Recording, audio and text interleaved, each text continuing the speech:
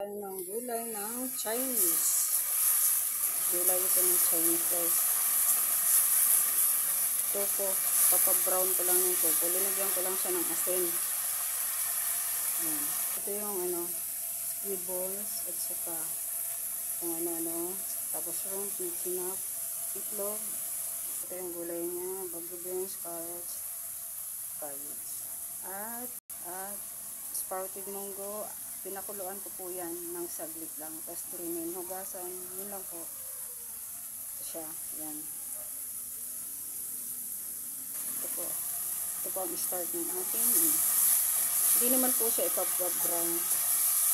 Lutuin lang po natin siya para hindi naman pangit sa lasa. Linipat ko po siya dito ng luto ng tofu.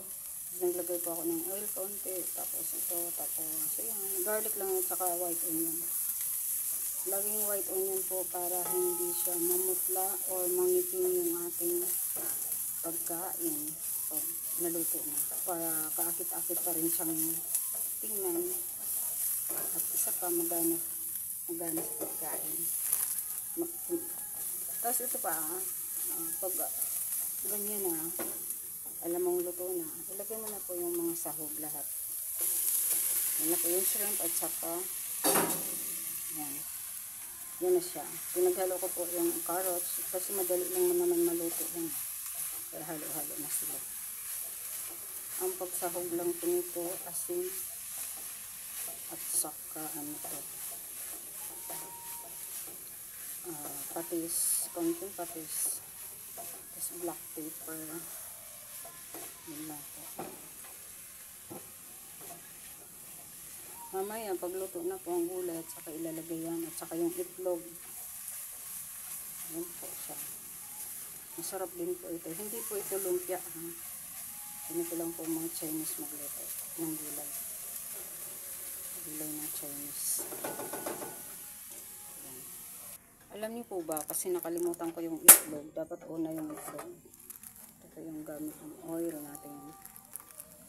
Yan po yung oil natin.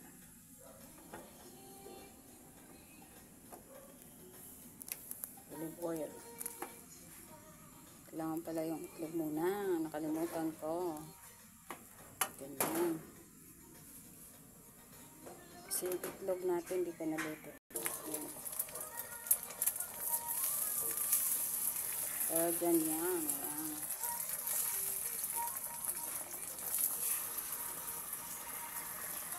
Ganyan po siya. Yan ang gulay ng Chinese.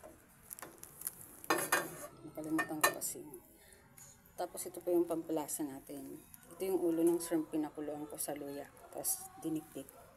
Ito na po siya.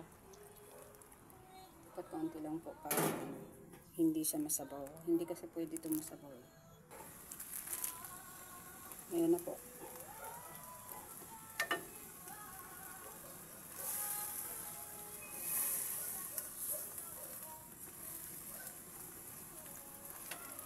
Okay na po siya. Yan yung gulay natin ngayon araw. Ganyan lang siya.